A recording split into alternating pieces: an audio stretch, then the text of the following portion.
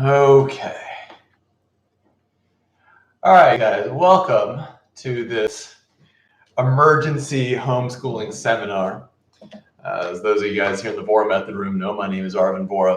And what we're going to talk about today is what you can do to turn this downtime, this time period of this just mass pandemic and mass educational chaos, into a huge advantage for yourself.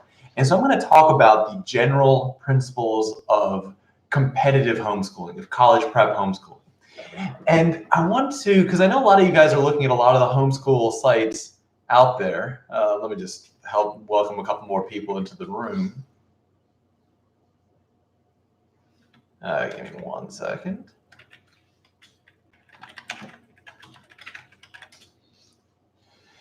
So a lot of you guys have already started looking into homeschooling and to see if there's maybe some advantage you can get from that. If you can make what is a temporary situation to actually get something good out of that. And one of the things you started to notice, probably if you've looked into this deeply, is a lot of homeschooling, it seems a little different from what you might be looking for. It seems to be driven by concerns that you might not have. And I'm going to explain some of the reasons for that. But in order to really get into this, I want to start talking about the fundamental principles of home study education, of at-home education, and how it's going to be really different in principle from what you see in any kind of classroom-based education. So I want to start off with this idea, which is I'm just going to check on one thing right over here. All right, good. I want to start off with this basic idea. It's a quote from Bill Gates. Bill Gates famously said that, I'm going to paraphrase here a bit. He famously said that measuring the development of a program by the number of lines of code would be like measuring the progress of building an airplane by weight. In other words, you don't want a very, very heavy airplane. It's going to fall out of the sky. And with a computer program, you don't want it to be long and inefficient. The best computer program is going to have maybe fewer lines of code. It's going to be more efficient. And the same thing is going to be true with effective homeschooling. In order to understand where public schools and even private schools that reflect their things come from, we have to consider where they came from in the very beginning. Original public schools had many different purposes, but one of those purposes was to shut down child labor. In order to shut down child labor, schools had to, by necessity, monopolize people's time. So it became seen as an advantage for schools to use up time. A school that could use up, say, 8 hours a day of a person's time was going to keep that person from being able to work as a chimney sweep or whatever for 8 hours a day. If you could use up 12 hours a day, even better. So we were dealing with a time period where using up time was considered to be beneficial. And today, public schools and private schools still follow that general principle, which is we need to use up kids' time so they don't get into trouble. We need to maximize the amount of time used. To me, that's like trying to build an airplane that's unnecessarily heavy, or a computer program that has a large number of lines of code.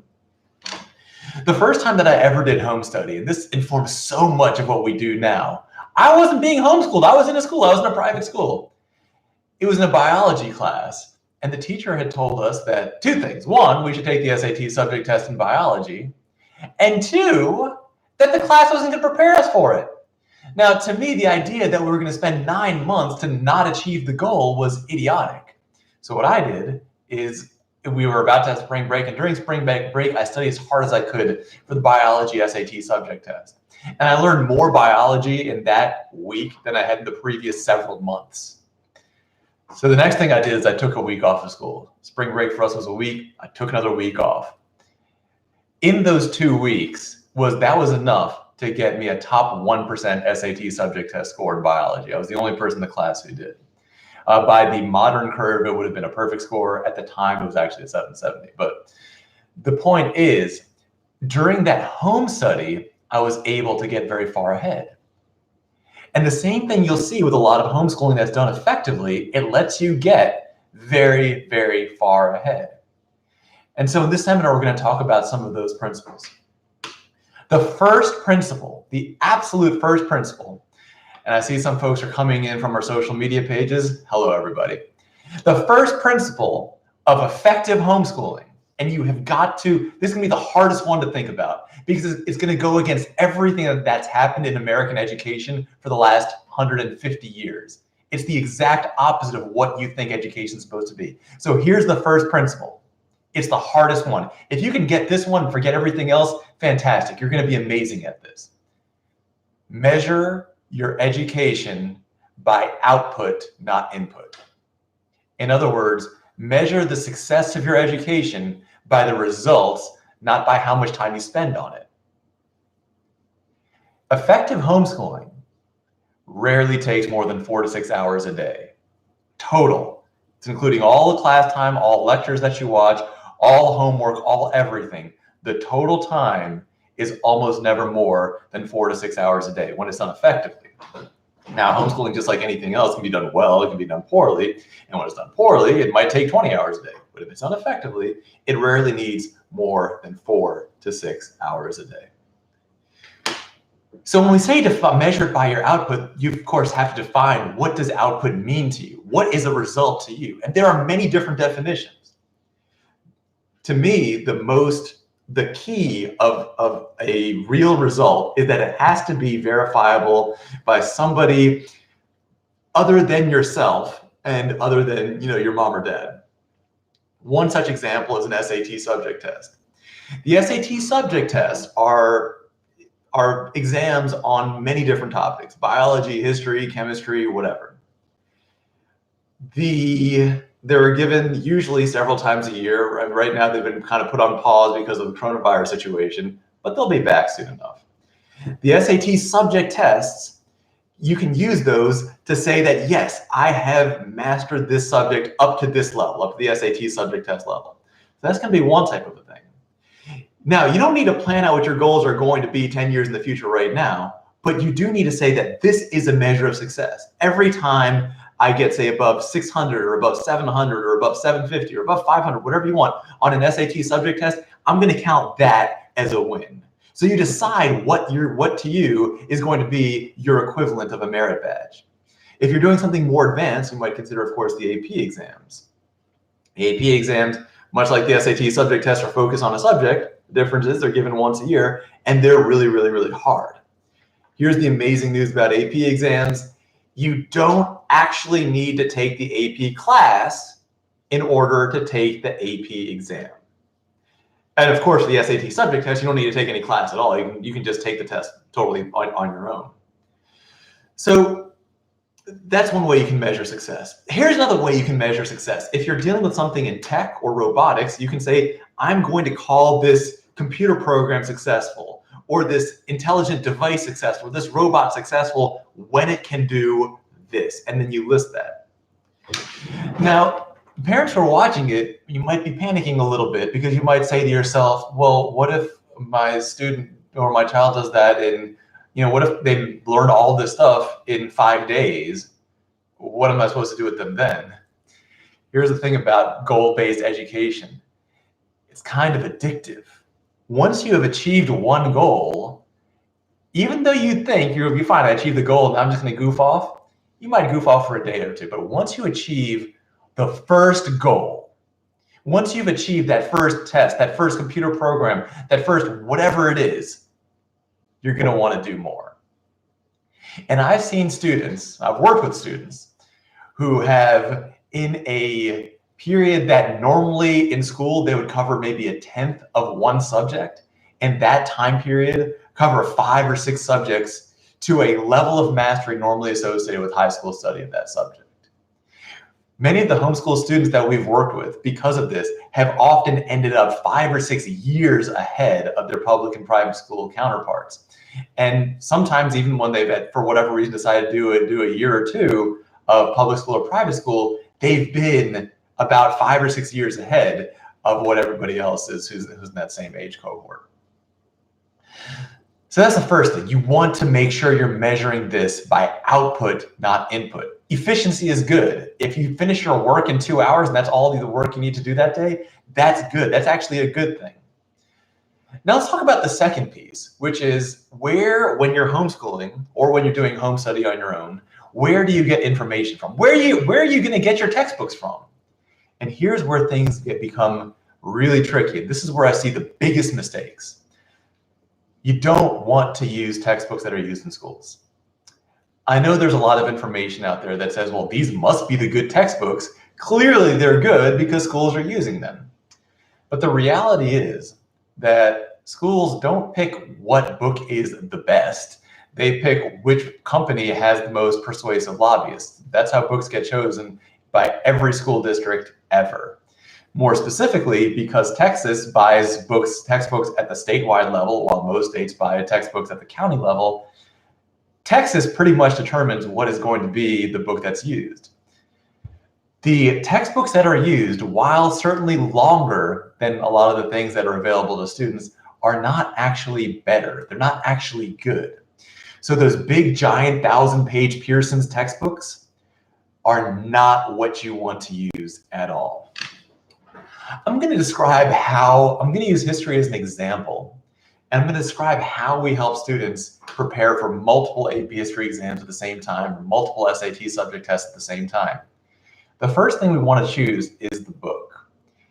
And some of the series, the general principle that we use is we want to find a book that's on the right topic. So if it's US history, we want to find a book on US history, but we want to find the easiest, simplest, most plain-spoken book on that topic humanly possible. An example of such a series, although there are many competitive and great series out there, an example of such a series is the Big Fat Notebook series, which basically is written in the most simple, plain way possible. Some of you guys who might be looking at the page numbers, don't get freaked out. Yeah, they're 500 pages long, but each page has like 1.5 paragraphs on it. When you're measuring your success, but through some sort of a third-party measurement, an SAT subject test or an AP test, you don't want to make the training unnecessarily hard. You actually want to make your training as easy as possible. You want to make it as easy as you possibly can to learn the subject. So while in school, because teachers want to keep you guys moving slow and all that sort of stuff, so that a 3-month thing can stretch out to 9 months, they might give you books that are artificially difficult when you yourself for training don't do that. Don't find books that sound smart. Taking 50,000 pages to express what can be expressed in 2 pages is not proof of intelligence. It is proof of a disorganized mind. It's not what you need.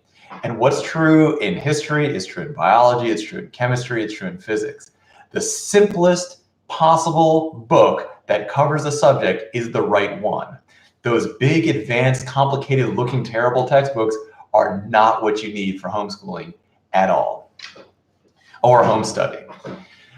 Now, let's talk about lectures. There are things that you can get in a lecture that I don't think you could capture in a book.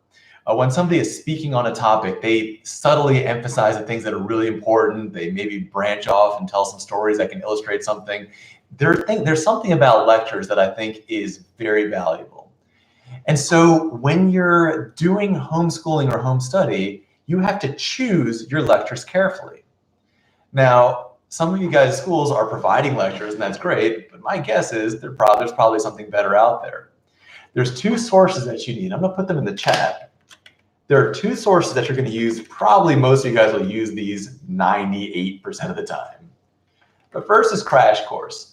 Crash Course was put together by the same author who wrote Fault in Our Stars. He and his brother, and now another friend of theirs, puts out a series of 10-minute videos, and there's like 50 of them per subject. You watch all of them, it's going to give you a really, really solid overview. Now, Crash Course, as the name suggests, tends to go quickly. So I like to follow it up with stuff from Khan Academy. The Khan Academy videos are generally a little bit more thoughtful. Let me just, it looks like we have a couple more people who are trying to get in here. Give me 1 second. All right, there we go. That are a little bit more thoughtful, and you do want to have that type of backup. I wouldn't recommend using Crash Course videos all by themselves. but rather pairing them with Khan Academy videos. Now, some of you have asked in the last couple of weeks or so, what are going to be the advantages and disadvantages of carrying this on permanently? Let's say schools reopen in September, which I doubt, but let's say they do. What are the advantages and disadvantages of continuing either with a home study-based program or a school-based program? The school-based programs, as far as I see, all they provide well is some sort of a babysitting type service.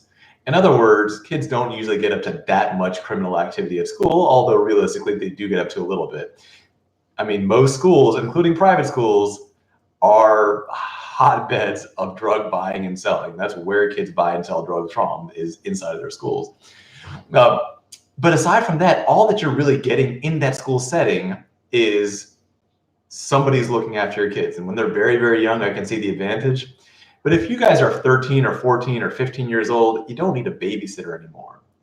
So now you have to ask the real question, which is the idea that they're providing a sense of competitiveness, is that actually happening, and is that valuable? For most students, the answer is no. Real competitiveness is going to come from the actual verifiable third-party measurements. Through SAT subject tests, AP tests, etc., you're actually competing in a real way rather than competing on some sort of nonsensical quiz that your teacher made up at the last possible second. Let me just pause for a moment in the Bohr method room and see if you guys have any questions about any of that so far. And I'll also look at some of the other rooms real quick. And if you have any questions, just put them in the chat area.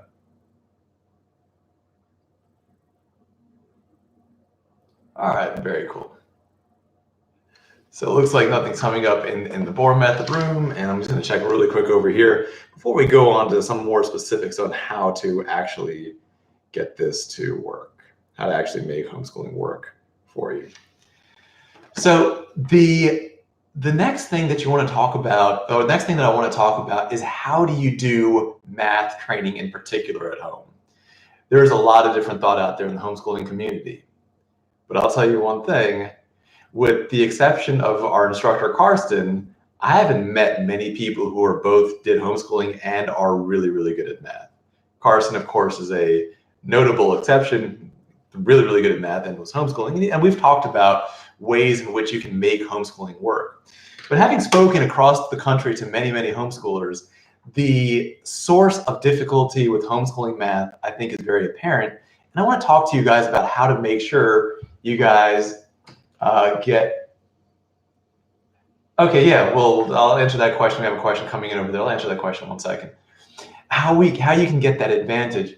The Anonymous just asked, how can the Bohr method help with homeschooling?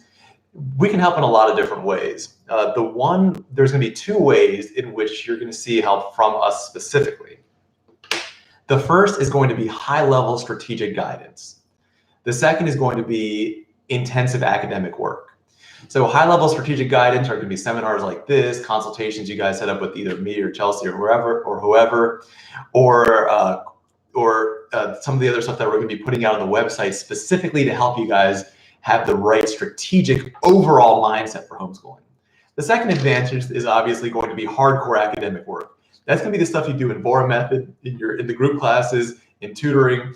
Even if you're doing just SAT training, we're actually doing it all already. We're already building up your math skills. We're already building up your language skills. We're building up those core skills that you need for everything else. Many of our students find that if they've done the SAT reading, for example, in group class, then when they then move on to AP level reading, it's super, super, super simple. So these things really do build on each other. So that's going to be the 2 things that we provide directly. And there's one more question coming in here. Let me just access that real quick.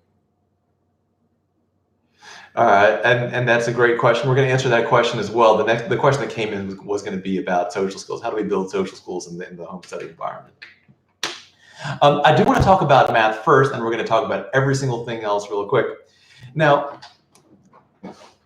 The reason that homeschoolers often struggle with math, in my view, is deeply connected to the reason that civilizations generally struggled with math. Almost no civilization invented anything that could even be technically classified as algebra. Most civilizations developed some kind of arithmetic, some way of accounting and all that, some way to even handle things like engineering, but almost none invented algebra. The type of algebra that we have today, what we consider algebra, that wasn't even invented until the 16th century in France. So it's not that there's something different about homeschoolers that they don't really discover algebra on their own. Most major civilizations could not discover algebra on their own. So while a very self-directed program, in my view, can be amazing in history and in language, in science, even in a lot of social science type areas up to a certain point, algebra is unnatural. Algebra is not something that's written into the human condition the way everything else is. Every civilization has had a system of history and literature and everything. Only the most modern civilizations have had what we call algebra. And what we call calculus wasn't until the 17th century. I mean, these are all recent developments in math, which shows how unintuitive they are. So with algebra in particular, if you were going to come to Vora Method or some other program, some other outside program for just one subject, it should be algebra and other advanced math. Algebra, of course, as you guys I'm sure know, is going to open the door for chemistry, physics. Physics will open the door for engineering. So a lot really hinges on algebra. So that deep and thorough mastery of algebra is going to be absolutely essential here. That's going to be the thing that's going to make something either academically successful or not. When it comes to anything that's not connected to algebra, anyone who's doing a home study program or a homeschooling program is always going to defeat anyone who's at school. I mean, it's never close. But algebra-based things, you see that homeschoolers and people in public and private schools are kind of neck and neck, which is unusual because it should be normally homeschoolers are way, way ahead. We have another question coming in. What about social skills? And this is a really, really important question. The question is, there's a few questions in here. One is, if you're doing home study or homeschooling, can you socialize with other people your age? Oh, of course you can. There's all kinds of areas, sports, extracurriculars. There's a million different ways you can do that. I mean, that's going to go without saying. But the question that I really want to bring forth is there an advantage to having a cohort-based social skill development? In other words, do teenagers do best when they primarily socialize with other teenagers rather than socialize with a mixture of teenagers, adults, and younger kids? And I would say that from what I've seen so far among homeschoolers, the answer is no. That real social skills, the social skills that matter, are going to be your adult social skills. Now, it's true, and when I was in school, I thought that homeschoolers were weird. And the reason I thought they were weird is because they didn't speak the way I did. They didn't use profanity every other word. They didn't speak in monosyllabic grunts. They spoke like adults, which to me as a teenager was a weird way to speak. Now, today as an adult, when I interact with homeschoolers, I usually notice that they talk just like adults. They're poised and confident. They consider things deeply and carefully. They usually speak more clearly. That's a really good question that came in over there. We're going to answer that right after this. They speak clearly and carefully. In the last, say 3 years, I have been in a lot of debates, a lot of political debates, educational debates, all kinds of debates. And I haven't flat out lost many of them. I've been neck and neck. I've won. Some people have said I've maybe lost straw polls and things like that, but I haven't been blown out of the water in very many debates, except for one. It was at a political place that I was speaking, and somebody from the audience who herself was homeschooled, she was probably 14 or 15 years old, just really wrecked me in a debate pretty badly. So the idea that social skills can't be developed in a homeschooling environment, that's not really true. But you do have to be active about it, right? So you do have to, you can't expect it to happen by itself. You have to actively engage with your community, whether that's through something political, entrepreneurial, whatever. There is another advantage though in that area that most people don't think about right away. This is a big one here. Most businesses are open during school hours. So if you're 15 or 16 and you want to get an internship and you can only work on the evenings and weekends, you see what's happened? You've restricted the type of internships you can do to a really, really tiny subset of all the jobs and internships out there. You're not available during normal business hours. So a lot of homeschoolers, their school doesn't like still go from like 8 a.m. to 5 p.m. or whatever. They do their homeschool whenever they want to during the day. So if there is an internship that they want to do, it could be a medical internship, business internship, financial internship, legal internship, whatever they want to do, they just do that during the day. And because everybody else is not available at that time and all the other students, they essentially have their pick. Like you can get so much better internships if you can do that. Now, of course, as an intern, if you're a high school level intern, most of the other people are going to be college age. But I don't see that as being a problem. I see it being something good where you're developing some more adult social skills. The question is it difficult to maintain a disciplined lifestyle during homeschooling? Yes, and you do have to take that into your own account. It's just as hard as maintaining a disciplined lifestyle when you're teleworking. You have to actually learn how to do it. Some of the stuff that I've put out there has been stuff that's really designed to help you guys create that type of structured lifestyle for yourselves. One big thing that has helped me, that's helped a lot of people I know who either telework or homeschool maintain a disciplined lifestyle, is to have a regular and disciplined source of exercise, a workout type regimen. What I like to use is the Beachbody On Demand is $10 a month. It gets you P90X and Insanity and all those type of things. And it does provide a nice bit of structure to your day. You have something that energizes you, gets you fired up. That's something a lot of people like to use. Tracy Anderson. I also like to use Tracy Anderson for that matter. Tracy Anderson, even though it's generally targeted at women, is a great workout for men as well because it helps build the supporting muscles so you prevent yourself from getting injured all the time.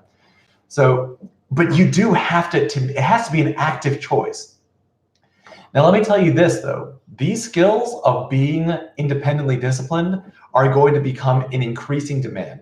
They are already in demand. I mean, telework is becoming, I know right now telework everyone's doing in the short term, but even before this Corona thing, telework has started to become the new normal. And employees who can self-motivate, who can regulate themselves, who can be disciplined, are going to be sought after. What usually people have said when they switch from either public or private schooling to homeschooling is that the first few months were really hard. The first few months, they often had entire days or even sometimes weeks where they didn't accomplish very much. But as they adapted and adjusted, it started to become more and more natural. See, at first, you're only used to following orders. Follow this command, follow this instructor, do this assignment, no matter how stupid it is. But over time, you start to take care of it. The realization that many of my students have had is that you're already homeschooling. You're already spending 4 to 5 hours a night on homework. You're just doing somebody else's bad homeschooling instead of your own good homeschooling. You're doing all kinds of nonsense things. You're doing like Common Core math and taking hours doing that when you could be spending those hours in doing real math and getting ahead. So it does take discipline. Most of you guys have more discipline than you think you do. Most of you guys do some portion of your homework. There's some discipline right there. Many of you guys exercise or do other things independently. That's discipline right there. It's already in you. It just needs to grow a little bit. That's why I advise that you have clear goals. If your goal is to hang out and do homeschooling, after 3 weeks, you're going to get nowhere. If your goal is to get, say, above a 500 or 600 or 700 on, say, the US history SAT subject test, now you have a goal. Now you're on fire and trying to build up a specific thing. One other area of social skills that I do want to talk about, it's close to social skills, public speaking skills. Now, because of my work in education and in politics, I end up doing a pretty decent amount of public speaking. And when I first started out about 10 years ago, most of the time that I would do public speaking or debate or speech or whatever, it would be in a room. right, with the audience in that room. Today, most of my big interviews there are situations where I'm basically in a studio looking at a camera and I can hear the reporter's voice in my ear. But that's a skill that you develop more, and you can develop more and more through an online type system. Of course, you have to actively choose to do that. It's not going to happen all by itself. Let's see, any other questions so far coming in? All right, and if there's other questions that come in through social media, we'll answer those as the process continues. Let's talk about the big question that a lot of people have is, if I'm doing home study, should I stick with Common Core, which has become the current standard of math, or should I do the math that I'm more familiar with, sort of normal multiplication, normal division, all that? Common Core so far, from what I've seen, has been an unmitigated disaster. And that's just basically for a simple set of mathematical reasons. Common Core generally teaches students multiple algorithms for the same thing, as in here's 20 different ways to do long division. The problem with that is it leads to either decision paralysis, or more commonly, students taking different pieces of different algorithms because they forget which one's which, sticking together and coming up with something that doesn't even work. So while most people 100 years ago could multiply just fine, do long division just fine, today, many of our students who've gone through Common Core, now actually have gone through a lot of years of it, gone through many years of it, are no longer able to do those basic things. The amazing thing about any kind of real home study is you can choose your curriculum. There isn't one curriculum out there, there's hundreds. If you like one, do it. If you don't like that one, do a different one. There are so many choices, and a lot of them are free now. I mean, Khan Academy, totally free. I mean, I don't think anyone thought there was gonna be that level of free education 20 or 30 years ago. It's been seen as a kind of a ludicrous proposition. All right, let me just see if there's any other questions coming in, and we'll go to the next phase of this seminar here. So when people are looking at specifically on how to do well on some of these, okay, only do one more. As a 30K per year, it might be more expensive than private school. So okay. So the question is, if I do, if you do, no, I'm not sure if that. Okay.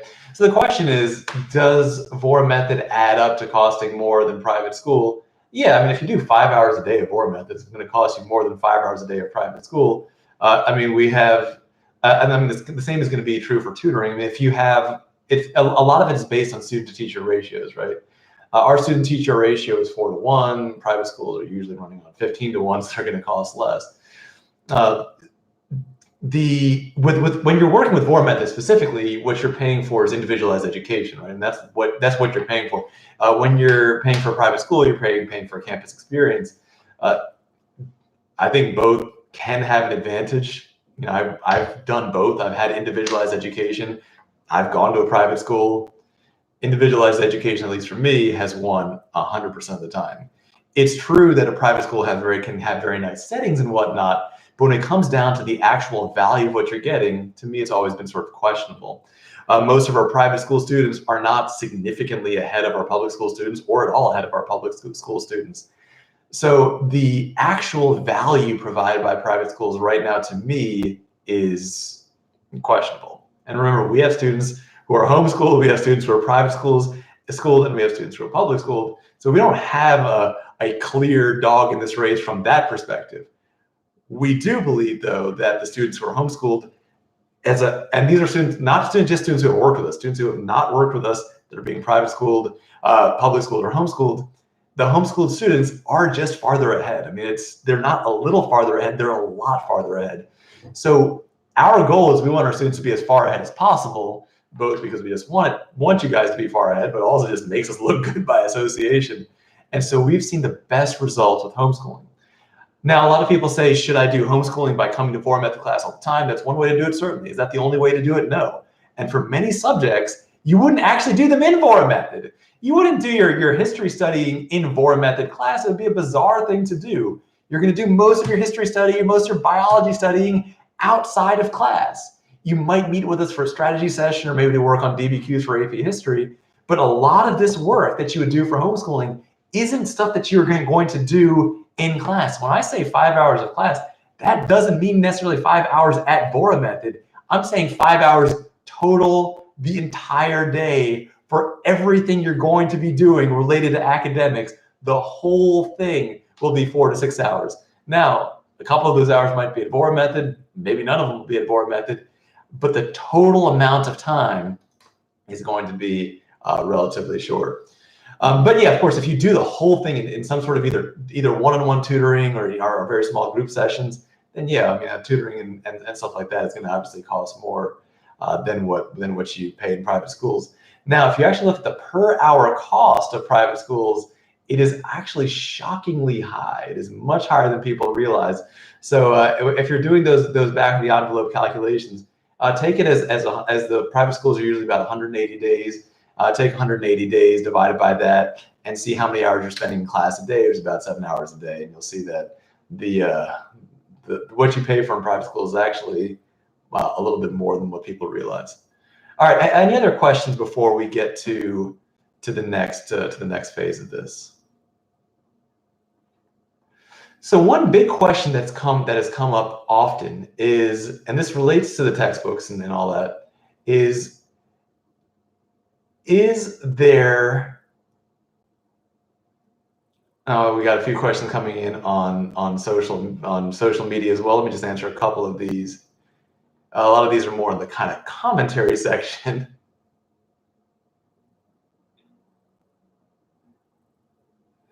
Okay, so here's a big one. We'll talk about these in a more cohesive sense. But the question is basically, a lot of working class families don't get the idea of an unpaid internship because they'll say, well, am I basically just giving away my work for free? Unpaid internships lead to paid internships. They lead to jobs in areas. Think of it like this. You'll often learn more in an unpaid internship while you're in high school than you will in college. But in college, you're paying them, $40,000, $50,000 a year, and an unpaid internship, you're coming out neutral. There are also many places where you're going to get paid internships for high schoolers. Here's one place you guys should look at. I'm going to just put it in that same chat area. It's called Praxis. Praxis focuses on small businesses, and it pairs high schoolers with small business owners so they can really get that hands-on experience of what it's like to work in a small business. It's for high school students and college students. It might be just college students, but I imagine there's some flexibility there. One of the nice things about working with Praxis is you do get paid. It's one of the requirements. They only do paid internships. And again, if you're homeschooling, you can do Praxis because you're free during the day. If you're attending public or private school, Praxis is no longer possible because you're just not available when normal businesses are open. Maybe if there's some type of business that's open from 5 p.m. to midnight or something, you could do that. But the vast majority of businesses are open during business hours. That's why we call them business hours. Okay, so I want to talk about the next phase of this, which is how do we turn this? How far can we take this? So you are not limited when you're doing home study or homeschooling. You're not limited in the same way that other people are who are kind of stuck in that system. And you can do things that put you at a very, very high level compared to your competition. The first thing you can do over there is to start looking at exams, professional level exams, professional level certifications that are going to open a lot more doors than a degree in a lot of the nonsense that people get degrees in these days. So let's talk about some of those exams right now. I just want to talk about two of them. I'm going to once again put them in the chat over here. The first, actuarial exams. This is for you, for those of you guys who want to prove your ability in math. These are, they are so hard. You guys know that I got perfect scores in a lot of standardized tests, right? Or the highest possible scores in a lot of standardized tests. For the actuarial exam, step one, I got the lowest possible passing score. It's a hard test. Here's the nice thing though. Passing just one of the actuarial exams, and by the way, this is a series of exams. You can take as many as you want. Passing just one of them basically guarantees you employment in either the insurance sector or the financial sector. It's just because it's so hard, it's so rare that you're in a separate category all by yourself right away when you pass just one exam. There is no age limit whatsoever for an actuarial exam. Chelsea and I, we contacted all the relevant groups and we got that information. So there is no age limit whatsoever. So as soon as you're able to do this, and if you're doing homeschooling or home study, you might have taken BC Calculus by the time you're in 9th or 10th grade. If you've taken BC Calculus, an additional year or maybe year and a half of training is going to get you to the level where you can probably take the actuarial exam. The actual exam, by the way, is offered twice a year. AP exams, for those of you guys who don't know, are offered once a year. SAT subject tests are offered usually several times a year, and we'll see what happens with this current viral outbreak. So you're not limited. You can take exams that are that advanced, like above college exams at any age you like. The youngest person that I've met so far who's passed an actuarial exam was 16. Just somebody who I met socially who was talking about his experience in education. He wasn't 16 at the time. He took it when he was 16. Then there's one more, and this one does have an age limit, and I'm going to post the name here. It's called the Foreign Service Officer Test. It is really, really hard. Those of you guys, though, who do multiple APs either with us or on your own are going to be already preparing the stage for it, preparing yourself for it. The Foreign Service Officer Test is used by the State Department as the first phase of becoming a diplomat. Now, because they know that mostly people in college learn pretty much nothing, and that they don't want our diplomats embarrassing us, it is incredibly difficult. They use this instead of college degrees. You don't need a college degree to be a diplomat, by the way. You do need to pass the Foreign Service Officer Test. That's the first phase of it.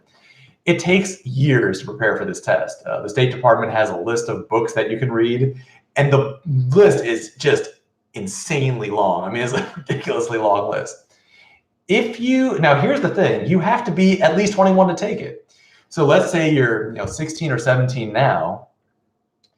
If you read one of the books on there a week or even honestly a month, by the time you're old enough to take it, you'll have read all that stuff. You can follow a lot of the other guidelines on there. This is a test of general knowledge. It has everything on it. It has math questions on it. Those of you guys in Vora Method, you'll do fine with those. If you've done SAT training at Vora Method, you're going to get all the math questions right. Don't worry about that. It's going to have questions about computers. It's going to have questions about history. It's going to have questions about current events, psychology, business. It has questions about everything because they want to see, can you think broadly about many different subjects? Now, obviously, if you're homeschooling, you're going to have a massive advantage on that because you have time to research broadly on many different subjects.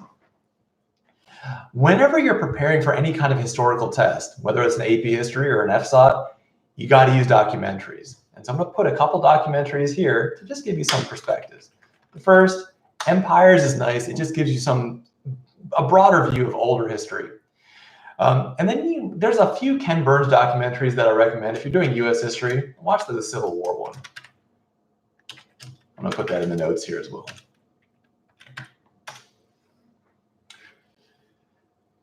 So through this kind of stuff, if we take this idea of goal-oriented education, which means measuring education not by how much you put into it, but by the results that you achieve, you see how far you can take this. You see how much you can get from a home study program. Let me put this in perspective. When students are studying for an AP history test in school, you do one AP history a year at most, maybe two if you're crazy. The reason for that is AP history classes at school are full of nonsense busy work. Just idiotic poster board visual aids and all kinds of nonsense, nothing to do with anything. Just stupid stuff to waste your time. But in reality, the skills you need to do well in the AP history exam, AP US history exam, are identical to the ones you need to do well in the AP European history exam. And they're the same as what you need for the AP US government exam. One unit of training, intensive training, but one set of training can prepare you for 3 exams if you use goal-oriented education. If you use school's busy work education, which says, how much time can I possibly burn up of this student? then you're not going to be getting the same results. With way more work, you'll maybe pass one exam.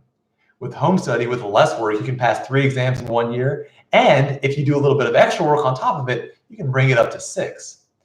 And if you want to add some art history on that, you can even do 7 in a single year. Now, usually I recommend that you do 3 a year. Schools, you only do 1 a year. But if you're really ambitious and you're really into history, you can definitely get to quite a few more per year than you could ever dream of in a public or a private school. Sometimes people ask about private schools can I do more AP exams in private school? It's actually less. Private schools are more strict on it. They actually try to reduce the number of exams you can take. All right, so let me pause here for any questions. That's the bulk of what I wanted to talk to you guys about today. Here's the thing. This epidemic, I know that they're saying it's going to last like 2 months or whatever. Every actual medical expert I've spoken to, my own calculations, remember I did used to be an actuary, so I do know how to do this stuff, my own calculations, every epidemiologist, and because of politics I have a decently broad reach, every single expert is saying the same thing, that this is going to end when there's a vaccine and not before. Currently, China's starting their vaccine trials. Who knows where that's going to go. A minimum of 6 months. If these vaccines work perfectly, it still takes a minimum of 6 months to verify that. That's the fastest it's going to be. Most experts are saying that vaccines are going to be ready in about a year. So we're going to be announcing tomorrow, and for those of you guys who are watching now, our newest project. This is a major project across all of Vora Method. And it starts with, I want to just tell you guys the history of it really briefly here, and then I'll let you guys ask whatever questions you want. After the fall of the Soviet Union, the former public companies were selling shares and every Russian citizen got shares, like stock shares. Because no one believed in any of these utilities at the time or any of these publicly owned companies, the shares were worth like 5 cents. A small group of people just bought out tons and tons of these shares, went back up, and they became today what we call the oligarchs, the Russian oligarchs who have more money and power than literally anybody else on earth. Basically, while everybody else was thinking short term, they were just thinking long term. That's it. Now, right now, I promise you this, right now, if you're in Algebra 1, everyone your age who's studying Algebra 1 is going to be bad at math for life. Because if you do like 67% of Algebra 1, that's not necessarily going to prepare you very well for Algebra 2. We talk about how we correct these small gaps in Vora Method, like we find your gaps and we fix them. And you guys have experienced that. Those are small gaps that we're fixing. You know how much work it takes to fix those. Every single math program in the country, everyone in those programs is going to have not a small gap, a huge gap. It's like a third of the year gap. So while everyone else is getting set behind, it doesn't matter where you are right now. You could be the worst at math, the best at math, wherever you are right now, or science or history, whatever it is, wherever you are right now, you can become at the very top of the top. The oligarchs that I talked about, they didn't all start out rich. They just had a long-term view. And by the way, it's not just oligarchs who do this. We just pick oligarchs because it's the most off-color example I can think of. Warren Buffett talks about this. John F. Kennedy's father did the same thing. And this is not like a particularly new idea. But while everybody else, for certain that everyone else is going to get a whole gigantic ton of gaps, you guys can use this time to get way ahead. So you might be at the bottom of your class right now. Guess what? While everyone's sleeping, you keep moving ahead, you're going to be at the top of your class in September or whenever school's open. We're calling this Project Oligarch. It's all about turning you guys into academic oligarchs. Wherever you are, you're about to be the smartest in your class if you choose to. This is an opportunity that's sitting right in front of you. You have the opportunity to make yourself the literal top student in your entire school, but it's up to you. I want you to do it, but I can't want it for you. You have to want it. You have to actually choose to do it. And of course, we're here to help. If you guys have any questions, just go ahead and post them either in the talkie room, or those guys who are on Facebook, just post them on Facebook and we'll follow up over there. Can you share the video of this talk? Yeah, we'll share the videos of this. Let's see, and looks like we've gotten, a lot of people have come up with all kinds of bizarre criticisms of homeschool. Here's the thing. Saying that homeschool doesn't work is like saying that working out at home doesn't work. It doesn't work if you're not going to be dedicated to it. And there are many, many, many unused treadmills sitting and rotting in people's basements. But P90X has transformed the lives of a lot of people. I mean, a lot of people do find a way to get in shape at home, and they're in better shape than people who go to gyms or whatever. Ever since I switched to at-home working out, it was the best decision I've ever done. The biggest gains I've personally had in education were through home study.